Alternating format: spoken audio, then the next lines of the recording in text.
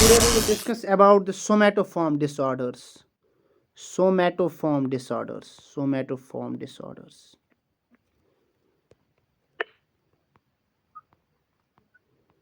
Somatoform disorders.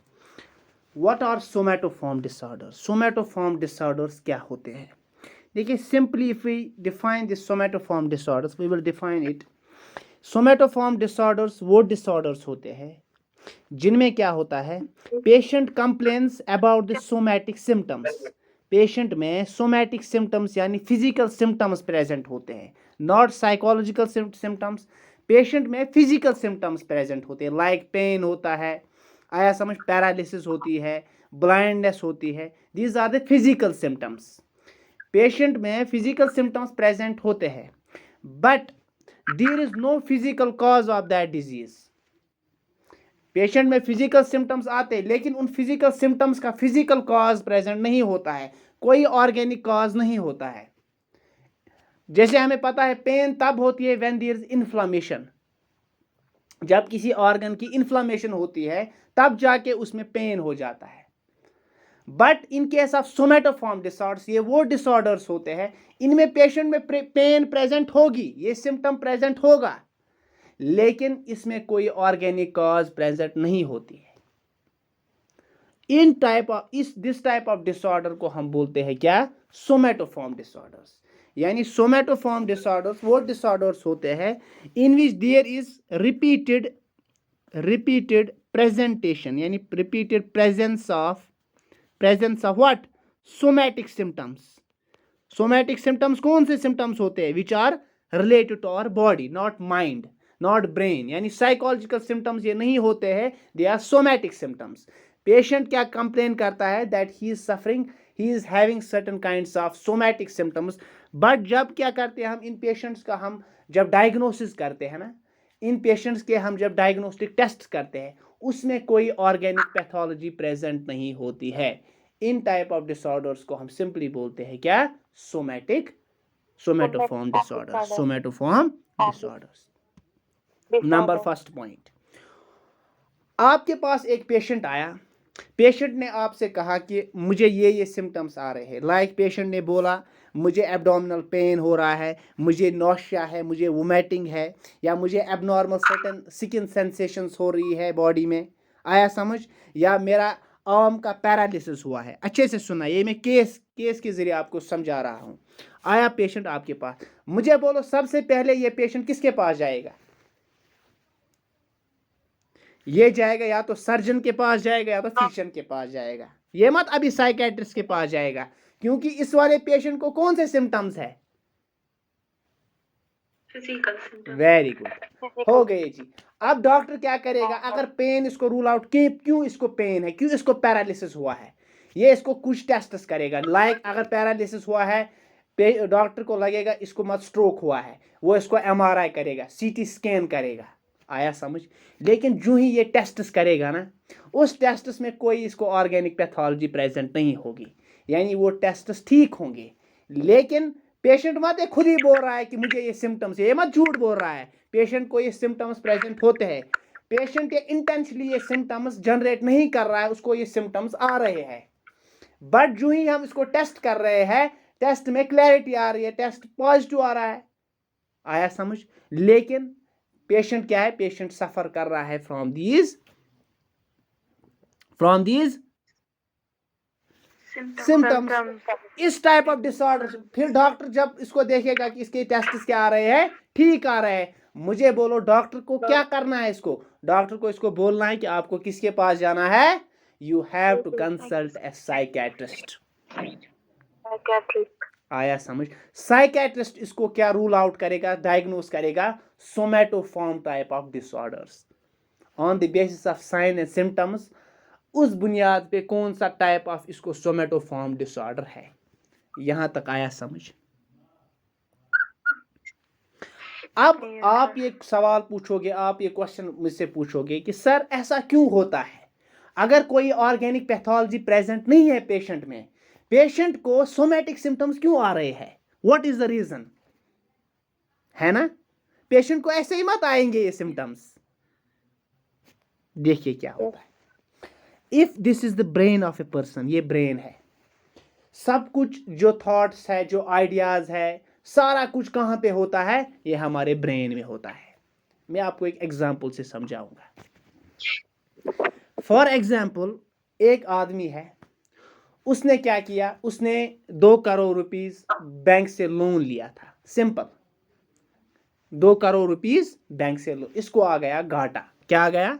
घाटा, इसको loss हो गया। अब जो ये आदमी है, ये इसको, इसमें क्या आ गया, इसके ब्रेन में क्या हो गया, साइकोलॉजिकल कन्फ्लिक्ट आ गया। साइकोलॉजिकल कन्फ्लिक्ट हो गया ना। कौन सा conflict? Related to loss of money, जो इसको बिजनेस में लॉस हो गया। लेकिन ये जो आदमी है, ये इस साइकोलॉजिकल कन्फ्लिक्ट जो इसके ब्रेन में चल रहा है, ये डिप्रेशन में चला गया, इसमें एंजाइटी आ गई। लेकिन ये जो साइकोलॉजिकल कन्फ्लिक्ट है, ये अपनी फैमिली मेंबर्स को ये शो नहीं करना चाहता। हम में एक ईगो डिफेंस मैकेनिज्म होता है। क्या होता है? Ego defence mechanism. उसको हम बोलते हैं रिप्रेशन। क्या बोलते हैं? रिप्रेशन। रिप्रेशन एक ऐसा ईगो डिफेंस मैकेनिज्म होता है जिसमें हम क्या करते हैं, जो हमें अनवांटेड थिंग्स होते हैं ना, अनवांटेड साइकोलॉजिकल कन्फ्लिक्ट होता है, उसको हम आउट ऑफ कॉन्शियसनेस रखते हैं, यानी उनको हम दबा दबा के रखते हैं, हम ये शो नहीं करते। सर आवाज बहुत धीरे आ रही है। मैं बोल रहा हूं, देखिए, साइकोलॉजिकल, एक आदमी को बिजनेस में लॉस हो गया, उसकी वजह से, ये जो बिजनेस की लॉस की वजह से इसमें साइकोलॉजिकल कन्फ्लिक्ट हो गया। अब इसमें कौन से सिम्टम्स आने चाहिए थे? Psychological symptoms. लेकिन ये इन साइकोलॉजिकल सिम्टम्स को क्या करता है, दबा के रखता है, रिप्रेस करके रखता है, इसको हम रिप्रेशन बोलते हैं। लेकिन हमारे ब्रेन में क्या होता है, ये जो साइकोलॉजिकल कन्फ्लिक्ट होता है, ये साइकोलॉजिकल कन्फ्लिक्ट के सिम्टम्स कन्वर्ट हो जाते हैं into physical symptoms, into physical symptoms. आया समझ? जब ये एक टाइप होता है, ये हम आगे भी पढ़ेंगे, ये एक टाइप भी होता है इसका। आपको सिंपल यहाँ पे रखना है याद, सोमैटोफॉर्म डिसऑर्डर्स कैसे होते हैं, जब एक पर्सन में सोमैटिक सिम्टम्स आ जाते हैं due to this psychological conflict. Patient में कोई ऑर्गेनिक पैथोलॉजी प्रेजेंट नहीं होती है। यहां तक आया समझ? यहां तक आप सिंपल ये याद रखो, ठीक है? चलिए जी आगे। Now types of somatoform disorders, what are the types? कौन से टाइप्स होते हैं? नंबर फर्स्ट, पहले लिखो टाइप्स क्या क्या होते हैं। Number first is somatization disorder. Somatization disorder, this is the first type of somatoform disorder. Number second is hypochondriasis. Hypochondriasis. Number third is somatoform autonomic dysfunction. Autonomic dysfunction. 3 disorders हमने पढ़े, सोमैटाइजेशन disorder, हाइपोकॉन्ड्रियसिस, somatoform autonomic dysfunction. कितने हो गए? हो गए 3। और क्या क्या है? Number 4 is persistent somatoform pain disorder. ये इसके टाइप्स है, ठीक है? नंबर 5 कन्वर्जन डिसऑर्डर, ये इंपॉर्टेंट है, ये हम लेकिन लास्ट में पढ़ेंगे। persistent somatoform pain disorder, this is the fourth type of somatoform disorder, persistent somatoform pain disorder.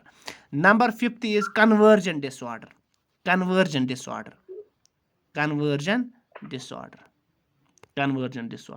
Number 6 is body dysmorphic syndrome. यह छ आसान ज़्यादा कमन मज फीमेल में, बॉडी डिस्मॉर्फिक सिंड्रोम, ये ज़्यादा पाया जाता है फीमेल्स में, बॉडी डिस्मॉर्फिक सिंड्रोम। हो गए कितने टाइप्स हमने पढ़े? हमने 6 टाइप्स पढ़े। क्या क्या? Number first is somatization disorder, number second hypochondriasis, number third somatoform autonomic dysfunction, persistent somatoform pain disorder, number 5th conversion disorder, number 6th body dysmorphic syndrome।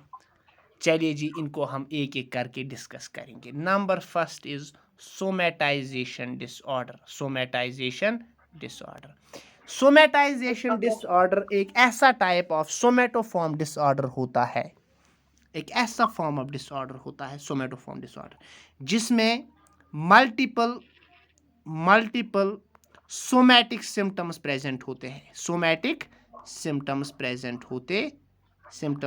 होते in the absence of what, in the absence of physical disorder. यानी कोई organic cause नहीं है, कोई और physical disorder present नहीं है, patient में मल्टीपल सोमैटिक सिम्टम्स प्रेजेंट होते हैं। उस पेशेंट को हम डायग्नोस करते हैं किस वाले सोमेटोफॉर्म डिसऑर्डर से? Somatisation disorder. आपको मैं एक एग्जांपल दूंगा। फॉर एग्जांपल पेशेंट बोलेगा कि, जैसे मैंने आपको पहले ही बोला, पेशेंट बोलेगा मुझे एब्डोमिनल पेन हो रही है। आया समझ? पेशेंट को जब हम यूएसजी करते हैं उसका यूएसजी ठीक आ जाता है। आया समझ? या पेशेंट बोलेगा मेरी जो आर्म है वो पैरालाइज हो गई। क्या हो गई? पैरालाइज हो गई। लेकिन पैरालाइज जब हम पेशेंट को हम न्यूरोलॉजिकल असेसमेंट करते हैं, उसको क्या लगता है, उसको वहाँ पे डायग्नोस ये होता है कि पेशेंट को कोई बीमारी फिजिकल डिसऑर्डर है नहीं, लेकिन पैरालाइज तो हो गया। आया समझ? इन पेशेंट्स को हम बोलते हैं क्या? Somatisation disorder. लेकिन ऑलवेज रिमेंबर, सोमेटाइजेशन डिसऑर्डर में एक ही सिम्टम प्रेजेंट नहीं होता है, मोर देन 8 सिम्टम्स प्रेजेंट होते हैं। यानी इन पेशेंट्स में मोर देन 8 सिम्टम्स प्रेजेंट होते हैं। जब पेशेंट बोलेगा 8 सिम्टम्स के नाम, ठीक है, अब जब इनको हम डायग्नोस करेंगे, डायग्नोस्टिक टेस्ट करेंगे, डायग्नोस्टिक टेस्ट ठीक आएंगे, इन पेशेंट्स को क्या लेबल हम देंगे? we will label them with somatoform disorder. Which type of somatoform disorder? Somatization type of disorder. आया समझ? यहाँ तक ठीक है? ये आया समझ? चलिए जी आगे। चलिए जी, नंबर सेकंड जो है हाइपोकॉन्ड्रियसिस। ये अच्छे से सुनना, हाइपोकॉन्ड्रियसिस। This hypochondriasis is also known as illness anxiety disorder. Illness anxiety disorder. अब ये अच्छे से सुनना, ये हाइपोकॉन्ड्रियसिस। What is हाइपोकॉन्ड्रियसिस? हाइपोकॉन्ड्रियसिस, इसको कौन सा नाम बोलते हैं दूसरा? Illness anxiety disorder. शाबाश। ये एक ऐसा टाइप ऑफ सोमेटोफॉर्म डिसऑर्डर होता है जिसमें पेशेंट को क्या होता है? देयर इज persistent fear और belief। पेशेंट को फियर होता है या बिलीफ होता है of having some serious disease despite repeated medical assurance. सुनिए, पेशेंट ओरे वनान डॉक्टरस मे जबरदस्त बेमारी, मे क्या बेमारी मे जबरदस्त, मे शायद कैंसर, नाउजुबिल्लाह, अल्लाह ताला बचाए फॉर एग्जांपल। लेकिन जब डॉक्टर इसको टेस्ट करता है, डॉक्टर अमिस पेट स्कैन तक करा, डॉक्टर अमिस बायोप्सी तक करा, मगर उसमें क्या आ जाता है? उसमें वो दिखाता है इसको कैंसर नहीं है, लेकिन पेशेंट ये मानने के लिए तैयार ही नहीं होता है। सुच वना मे बेमारी। आया समझ? इसमें उसको सिम्टम्स होते हैं। हाँ, सिम्टम्स होते हैं इसमें, ये याद रखो, इसमें सिम्टम्स होते हैं, लेकिन इसमें सिम्टम्स उसको ज्यादा नहीं होते हैं। पेशेंट क्या करता है? पेशेंट को ऐसा लगता है कि यम सिम्टम्स गसन में आवा। आया समझ? ये अच्छे से सुनना मैं क्या बोल रहा हूँ। पेशेंट को थोड़े से सिम्टम्स होते हैं, फॉर एग्जाम्पल पेशेंट को माइनर सिम्टम्स हो रहे हैं। मैं आपको एग्जाम्पल दूंगा। फॉर एग्जाम्पल पेन होता है ना कैंसर में, अब इसको पेन हो गया, इसने गूगल किया, गूगल जो ही इसने किया, इसने देखा कि pain is a symptom of cancer. अब ये इसको हो गया ना बिलीफ, इसको फियर हो गया ना, इसको अब फियर आ गया किस चीज का? इसको आ गया फियर कि मुझे शायद कैंसर होगा। डॉक्टर इसको बोल रहा है कि आपको नहीं होगा आपको, लेकिन ये मानने के लिए तैयार नहीं है। और ऐसे लोगों को मैंने बहुत सारे लोगों को देखा है, और ये एक बीमारी मेरे फ्रेंड को भी है, हाइपोकॉन्ड्रियसिस, और ये लास्ट में फिर डिप्रेशन में चले जाते हैं। आया समझ? इन वाले पेशेंट्स को हम बोलते हैं हेल्थ कॉन्शियस पेशेंट्स। ये उन पेशेंट्स में होता है हु आर हेल्थ कॉन्शियस, यानी यम ज्यादा आसान वनान अस गो सेहत याब रोज यमन मज युथै कह लकुट सिम्टम वनान वो मूद अस बचो न व। आया समझ? This type of disorder is known as hypochondriasis. और इसको हम क्या बोलते हैं? इसको हम बोलते हैं डॉक्टर शॉपिंग। क्या बोलते हैं हम? Doctors shopping. अब इसको डॉक्टर शॉपिंग डिसऑर्डर क्यों बोलते हैं? वो इसीलिए बोलते हैं क्योंकि ये पहले एक डॉक्टर के पास जाएंगे, फिर जब ये डॉक्टर इसको एश्योर करेगा कि आपको कोई मेडिकल कंडीशन नहीं है, आपको कोई बीमारी नहीं है, इवन इशन का डॉक्टर एमस तोग वुचन, ये फिर दूसरे डॉक्टर के पास जाएगा। इवन पत इसको भी देखना नहीं आया, ये फिर HOD के पास चला जाएगा। पत वन ना अम तिश कर्मस डॉक्टरी जाय। आया समझ? यह गसा इथे कर हद खुद ज्यादा डॉक्टर निश, मगर लास्टस क्या डिसऑर्डर? Psychiatric disorder. कौन सा साइकेट्रिक डिसऑर्डर होता है? इसको होता है हाइपोकॉन्ड्रियसिस। आया समझ? आया समझ? और इन पेशेंट्स में एक हम क्या करा, इन पेशेंट्स में एक क्या होती है, ये एक कंटिन्यूसली गूगल करते हैं। क्या करते हैं? गूगल करते हैं। यम पत वुचा गूगल, पत अगर कस रिश्ते तह कोर्मुत रिश्ते गोड टित। आया समझ? ऐसे लोगों से बचना चाहिए हाइपोकॉन्ड्रियस। ये उसकी गलती नहीं होती है, मगर इसमें वुचो तमिस हकार नजर, ये उसकी गलती नहीं होती है। ही is suffering from psychological conflict. आया समझ? यहां तक ठीक है? चलिए जी थर्ड वन। अब ये पॉइंट यहाँ पे याद रखना, इनमें हिस्ट्री होती है किसकी? डॉक्टर शॉपिंग की।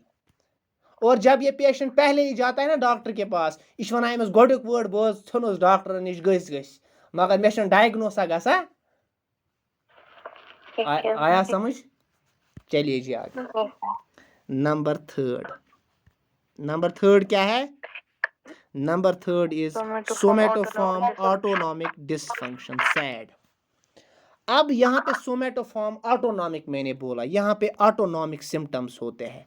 ऑटोनॉमिक सिम्टम्स वो सिम्टम्स होते हैं which are not under the control of our will, यानी जो इनवॉलंटरी सिम्टम्स होते हैं। कौन कौन से? लाइक पैल्पिटेशन, ये हमारे कंट्रोल में है नहीं है, पैल्पिटेशन हो जाती है। देयर अकर्स डिस्निया हो जाता है, डिस्निया हो जाता है। आया समझ? इरिटेबल बाउल सिंड्रोम हो जाता है, इरिटेबल बाउल, डिसयूरिया हो जाता है। यानी ये एक ऐसा टाइप ऑफ सोमेटोफॉर्म डिसऑर्डर है जिसमें कौन से सिम्टम्स आ जाते हैं पेशेंट में? ऑटोनॉमिक। लेकिन उन ऑटोनॉमिक सिम्टम्स को जब हम डायग्नोस करते हैं, इस पेशेंट का डायग्नोस्टिक टेस्ट करते हैं, इसमें क्या आ जाता है? तो इसमें कोई बीमारी ऑर्गेनिक कॉज नहीं प्रेजेंट होता है। आया समझ? फिर से मैं बोल रहा हूँ सोमेटोफॉर्म ऑटोनॉमिक डिसफंक्शन, ये भी एक सोमेटोफॉर्म डिसऑर्डर है। देखिए उसमें सोमैटिक सिम्टम्स प्रेजेंट थे, लेकिन उसमें बहुत वॉलंटरी सिम्टम्स भी थे, इनवॉलंटरी सिम्टम्स भी थे। लेकिन इसमें क्या आते हैं? ऑटोनॉमिक नर्वस सिस्टम के रिलेटेड जो सिम्टम्स होते हैं ना, वही सिम्टम्स आते हैं। लाइक हार्ट रेट इंक्रीज हो जाती है या ऑडिबल हो जाती है, इसको हम पैल्पिटेशन बोलते हैं। ऐसे ऐसे सिम्टम्स आते हैं, या डिस्निया हो जाता है, इरिटेबल बाउल सिंड्रोम हो जाता है। ठीक है, इरिटेबल बाउल सिंड्रोम नहीं, इरिटेबल बाउल हो जाता है, या डिसयूरिया हो जाता है। ये सिम्टम्स आते हैं। आया समझ? आया समझ? चलिए जी, number 4 is persistent somatoform pain disorder. ये नाम से ही पता चलता है, यानी पेशेंट को परसिस्टेंटली पेन होती है। क्या होती है? पेन होती है परसिस्टेंटली। लेकिन जब हम इस पेन को रूल आउट करने की कोशिश करते हैं कि इसका इटियोलॉजी क्या है, इसका काजेज क्या है, वहाँ पे कोई फिजिकल डिसऑर्डर इस पेशेंट में प्रेजेंट नहीं होता है। और इस पेशेंट को क्या करते हैं हम, अगर इसको हम कोई एनाल्जेसिक भी देते हैं ना, अगर इसको हम एनाल्जेसिक देते हैं या कोई ओपाइड ड्रग देते हैं for the management, for the treatment of this pain disorder, इसको फर्क नहीं होती है, इसको फर्क नहीं होती है। इस टाइप ऑफ सोमेटोफॉर्म डिसऑर्डर को क्या बोलते हैं? Persistent somatoform pain disorder. यानी इसमें सिर्फ कौन सा सिम्टम होता है? पेन का सिम्टम होता है, मेन सिम्टम। अगर पेशेंट को हम एनाल्जेसिक भी देंगे, ओपाइड ड्रग भी देंगे, अगर हम ट्रामाडोल देंगे, मॉर्फिन देंगे, इस पेशेंट को ये पेन ख़त्म नहीं होती है. Patient is preoccupied with this symptom of pain. आया समझ? चलिए जी, अब कौन सा है फिफ्थ वन? Conversion disorder. वो हम बाद में, पहले पढ़ेंगे हम body dysmorphic syndrome. Dysmorphic syndrome. What is body dysmorphic syndrome? BDS. चलिए जी, BDS पढ़ेंगे हम. BDS. इस डिसऑर्डर को हम और एक नाम बोलते हैं. वो ये क्या बोलते हैं हम? इसको हम बोलते हैं डिस्मॉर्फोफोबिया. यानी इसमें किसी चीज का फोबिया होता है, फोबिया लाइक होता है. क्या? डिस्मॉर्फोफोबिया. अब ये BDS होता क्या है? BDS एक ऐसा सोमैटोफॉर्म डिसऑर्डर है जिसमें पेशेंट को लगता है कि उसके जो बॉडी स्ट्रक्चर है या बॉडी ऑर्गन्स है उनमें कुछ डिफेक्ट है. ये एक ऐसा सोमैटोफॉर्म डिसऑर्डर है जिसमें पेशेंट को क्या लगता है कि इसकी जो बॉडी है उसमें कुछ ना कुछ डिफेक्ट है. फॉर एग्जाम्पल ये ज्यादातर होता है फीमेल्स में. किन में? फीमेल्स में. More common in females. देखिए क्या होता है इस डिसऑर्डर में. पेशेंट को फॉर एग्जाम्पल नाक पे कुछ है छोटा सा जो दूसरे लोगों को दिखता नहीं है. छोटा सा कुछ दाना निकला है जो दूसरे लोगों को नहीं निकला है, लेकिन पेशेंट को लगता है कि ये, पेशेंट को फील होता है embarrassment, some sort of embarrassment. Patient बासा शायद अम सत बिगड़ाए में शक्ल. आया समझ? पेशेंट को क्या लगता है? इससे मेरी शक्ल बिगड़ गई है. This is a defect. Patient क्या देखता है? वो हर बार ये आईना देखता है, कुछ ना कुछ डिफेक्ट निकालता है. अति वन मे नस हज, अति वन मे बड़ लकट, अति वन मेरे लिप्स ठीक नहीं है, अति वन बुछुस क्रिहुन. आया समझ? मेरे बाल अच्छे नहीं है. This type of somatoform disorder is called body dysmorphic syndrome या डिसऑर्डर. यानी पेशेंट को क्या होता है?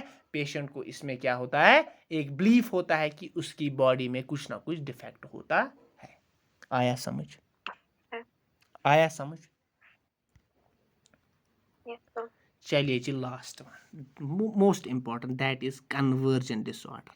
ये अच्छे से समझना. कन्वर्जन डिसऑर्डर ये अब आपको जल्दी समझ आ जाएगा. इस कन्वर्जन डिसऑर्डर को पहले बोलते थे हिस्टीरिया. क्या बोलते थे हम? हिस्टीरिया. जरा मुझे बोलिए, हिस्टीरिया किसको बोलते हैं? What is hysteria? हिस्टीरिया किसका नाम है दूसरा? पेशेंट अज्यूम करता है सिम्टम्स बट जो प्रेजेंट नहीं, मुझे बोलो हिस्टीरिया किसको बोलते हैं? ये एनाटॉमिकल टर्म एक है.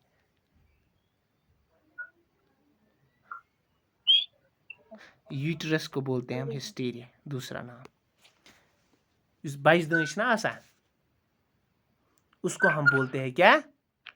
हिस्टीरिया. वोम्ब को हम दूसरा नाम हिस्टीरिया बोलते हैं. पहले क्या देखा गया था? ये जो कन्वर्जन डिसऑर्डर, ये इसका फिर नाम चेंज किया गया. पहले इसको हिस्टीरिया बोलते थे. क्यों बोलते थे? ये हिस्टीरिया सबसे पहले वुमन में देखा गया था कि ये गोड़ बासान यह गसा कमन सिर्फ जायन मज. आया समझ? पहले फीमेल्स में होता था. इनको लगता था कि इनसे जो सिम्टम्स आते हैं, हिस्टीरिया के रिलेटेड जो सिम्टम्स आते हैं, वो सिर्फ फीमेल्स में आते हैं और तब आते हैं जब ये हिस्टीरिया, जब इसमें बच्चा होता है वो घूम थोड़ा सा रोटेट होता है. ये हिस्टीरिया रोटेट होता है, उसकी वजह से जो सिम्टम्स आते हैं, इन्होंने कहा कि इसको हम हिस्टीरिया बोलते हैं. क्या बोलते हैं? हिस्टीरिया. लेकिन फिर सिगमंड फ्रायड ने इसका नाम चेंज कर दिया. उन्होंने रखा इसका नाम कन्वर्जन डिसऑर्डर्स. अब ये कन्वर्जन डिसऑर्डर्स होते क्या है? Conversion disorders is a type of somatoform disorder. इसमें क्या होता है? वही, इसमें साइकोलॉजिकल कन्फ्लिक्ट जो होता है, या साइकोलॉजिकल एंजाइटी जो होती है, या साइकोलॉजिकल जो सिम्टम्स होते हैं, पेशेंट में साइकोलॉजिकल सिम्टम्स नहीं आते हैं, बल्कि ये जो साइकोलॉजिकल सिम्टम्स होते हैं ये कन्वर्ट हो जाते हैं इनटू फिजिकल सिम्टम्स. पेशेंट में आने चाहिए थे क्या? साइकोलॉजिकल सिम्टम्स या साइकोलॉजिकल रिलेटेड एंजाइटी होनी चाहिए थी, लेकिन पेशेंट में ये साइकोलॉजिकल एंजाइटी या कन्फ्लिक्ट कन्वर्ट हो जाता है into physical symptoms without any organic cause. कोई ऑर्गेनिक पैथोलॉजी नहीं होती है, सिर्फ जो साइकोलॉजिकल कन्फ्लिक्ट होता है, इनके रिलेटेड सिम्टम्स जो होते हैं वो किस में आ जाते हैं, फिजिकल सिम्टम्स में आ जाते हैं, जैसे मैंने आपको पहले ही बोला। फॉर एग्जाम्पल, एक पर्सन है, he was preparing for NEET, वो नीट के लिए पढ़ रहा था, इसने दिन रात एक किया, ये पढ़ता था फॉर एग्जाम्पल 20 आवर्स तक पढ़ता था। अब इसने पढ़ा, इसको हो गया फेलियर, नीट क्रैक करत कहीं, आया समझ। अब इसके दिमाग में क्या आ गया, साइकोलॉजिकल कन्फ्लिक्ट आ गया। नॉर्मली इसमें कौन से सिम्टम्स आने चाहिए थे, साइकोलॉजिकल सिम्टम्स आने चाहिए थे, लेकिन ये इन साइकोलॉजिकल सिम्टम्स को रिप्रेस करता है, ये इनको दबा के रखता है ताकि मैन फैमिली मेंबर लाइक न पाए कहीं। ये लेकिन ये जो सिम्टम्स होते हैं ना, ये क्या करता है, ये मतलब अनइंटेंशनली करता है, इंटेंशनली ये सिम्टम्स को दबाता नहीं है, इन साइकोलॉजिकल सिम्टम्स को दबाता नहीं है, अनइंटेंशनली ऐसा करता है, आया समझ। जिसकी वजह से क्या होता है, इसका थ्रेशोल्ड हो जाता है, ये जो साइकोलॉजिकल सिम्टम्स होते हैं ये किस फॉर्म में आ जाते हैं, किस में कन्वर्ट हो जाते हैं, ये कन्वर्ट हो जाते हैं फिजिकल सिम्टम्स में। Physical symptoms. अब सुनिए क्या क्या होता है इसमें। अब he was preparing for the NEET, इसको नीट ही फेल्ड, वो फेल हो गया। अब इसने अचानक बोला घर वालों को, मैं बोझने यवान कहें, मैं हसे गो अछन गाशी, आई एम ब्लाइंड, मुझे कुछ दिखता ही नहीं है। अब डॉक्टर इसको किसके पास ले जाएंगे, ऑप्थेमोलॉजिस्ट के पास। अब जब इसको टेस्ट हम करते हैं, इसका आई साइट ठीक होता है, एमिशन का ऑर्गेनिक कॉज, इसकी ऑर्गेनिक पैथोलॉजी नहीं है, इसके टेस्ट ठीक निकल रहे हैं। ऑप्थेमोलॉजिस्ट को किसके पास भेजेगा, साइकियाट्रिस्ट के पास। जब साइकियाट्रिस्ट को देखेगा, वो इसको क्या लेबल करेगा, कन्वर्जेंट डिसऑर्डर, हिस्ट्री मगर क्या पूछेगा, हिस्ट्री पूछेगा। इन टाइप ऑफ डिसऑर्डर्स को हम बोलते हैं कन्वर्जेंट डिसऑर्डर्स। पेशेंट में कोई भी क्या ऑर्गेनिक पैथोलॉजी नहीं होती है, लेकिन उसके साइकोलॉजिकल कन्फ्लिक्ट की वजह से उसमें फिजिकल सिम्टम्स आ जाते हैं। और एक एग्जांपल मैं आपको दूंगा। फॉर एग्जांपल, अब फॉर एग्जांपल एक हस्बैंड एंड वाइफ है, इनमें कोई मैरिटल इशू हो गया, हम उनको फॉर एग्जांपल डाइवोर्स की वजह से जो वाइफ है, इसमें क्या आ गया, साइकोलॉजिकल कन्फ्लिक्ट आ गया। अब साइकोलॉजिकल कन्फ्लिक्ट की वजह से इस सोच वारिया मगर ये दिन बास न पन्नी फैमिली मेंबर को क्या ये शो सिम्टम्स नहीं करेगी, यह हाई न अमन कहीं मे कह फ़र्क पे, लेकिन अंदर ही क्या है, साइकोलॉजिकल कन्फ्लिक्ट है। ये साइकोलॉजिकल कन्फ्लिक्ट कन्वर्ट करेगा सिम्टम्स इनटू फिजिकल। इवन अचानक ये फिर क्या बोलेगी, ये अचानक बोलेगी कि मे हसा नर थोद वथान कहें, मे हसा गई जंग रहत, पैरालाइज गए। अब इसको किसके पास ले जाएंगे, न्यूरोलॉजिस्ट के पास। न्यूरोलॉजी में जब इसको टेस्ट करेंगे, इसको डायग्नोस्टिक टेस्ट ठीक निकलेंगे, वो इसको साइकियाट्रिस्ट के पास भेजेगा। इसको हम बोलते हैं कन्वर्जेंट डिसऑर्डर। आया समझ, आया समझ, आया समझ। और एक एग्जांपल सुनो कन्वर्जेंट डिसऑर्डर की। फॉर एग्जांपल, एक पेशेंट मोटरसाइकिल से गिर गया, अब जब हम इसको उठा रहे हैं, ये उठने के लिए तैयार ही नहीं है, ये बोलेगा मैं गोस पैरालाइज, ये बोलेगा मैं पैरालाइज हो गया, मेरे हाथ पांव जो है वो काम नहीं कर रहे हैं।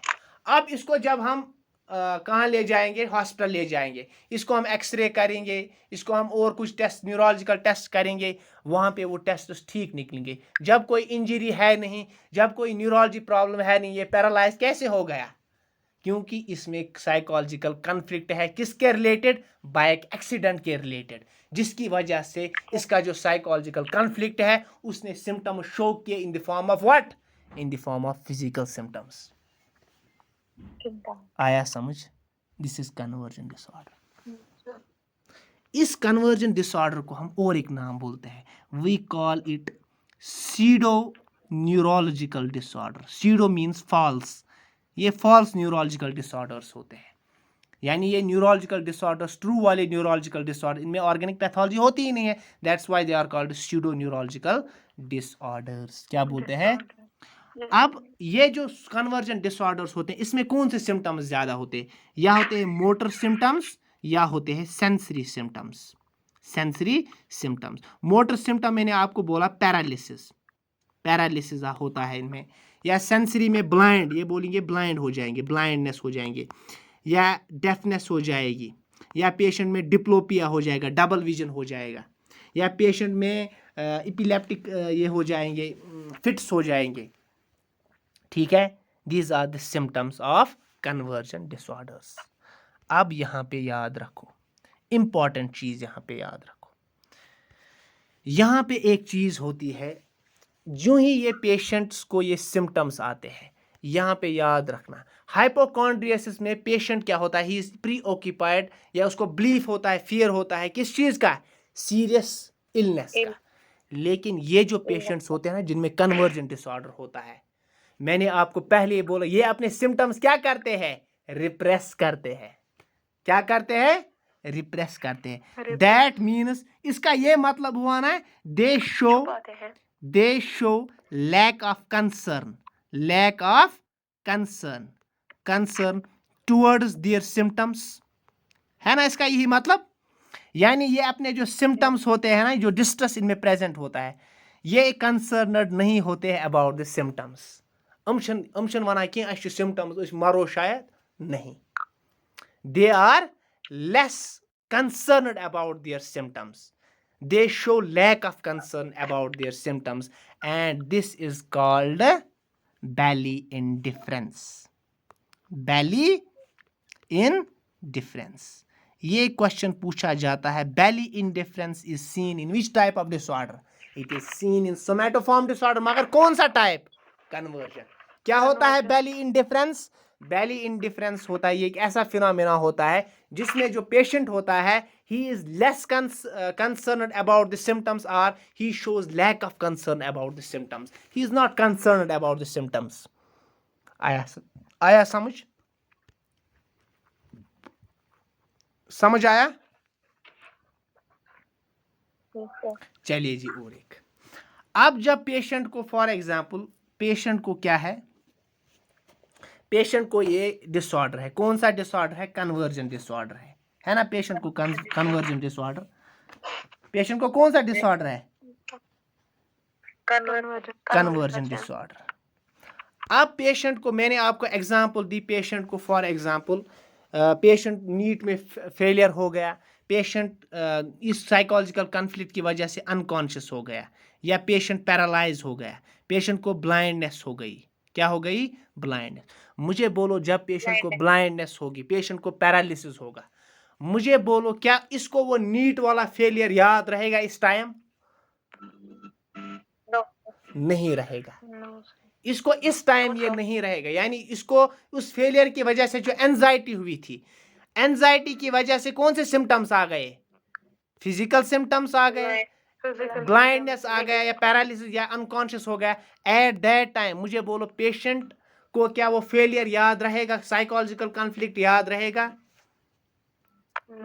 दैट मीन्स पेशेंट में जो साइकोलॉजिकल कॉन्फ्लिक्ट है, that remains out of conscious awareness, patient को वो कॉन्शियसनेस अवेयरनेस में प्रेजेंट नहीं होता है, जिसकी वजह से पेशेंट में एक गेन होता है, एक फायदा पहुंचता है, उसको हम बोलते हैं प्राइमरी गेन।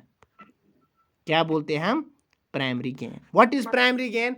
प्राइमरी गेन में क्या होता है, जो सिम्टम्स की वजह से, सिम्टम्स पेशेंट में आ जाते हैं, इन सिम्टम्स की वजह से जो पेशेंट का मेन था, यानी कौन सा साइकोलॉजिकल कॉन्फ्लिक्ट था, पेशेंट का जो साइकोलॉजिकल कॉन्फ्लिक्ट है वो अवेयरनेस में नहीं रहता है, कॉन्शियसनेस में नहीं रहता है, जिसकी वजह से वो भूल जाता है एट दैट टाइम, जिसकी वजह से पेशेंट की एंजाइटी कम हो जाती है, साइकोलॉजिकल कॉन्फ्लिक्ट कम हो जाता है, जिसकी वजह से पेशेंट को एक फायदा मिलता है, उसको हम बोलते हैं प्राइमरी गेन। आया समझ? और एक गेन होता है, अब जब पेशेंट पैरालाइज हो गया, पेशेंट ब्लाइंड हो गया, पेशेंट गोड देखभाल घर करान, अमिस प्रसनी घर, क्योंकि ये अपने सिम्टम्स को क्या करता था? छुपाता था, अनकॉन्शियसली छुपाता था, लेकिन जो ही पेशेंट पैरालाइज हो गया एमएस इन सलिम रत छत लागनस। आया समझ? इसको सब घर वाले केयर करेंगे। क्या करेंगे? केयर करेंगे। A type of sympathy patient will gate.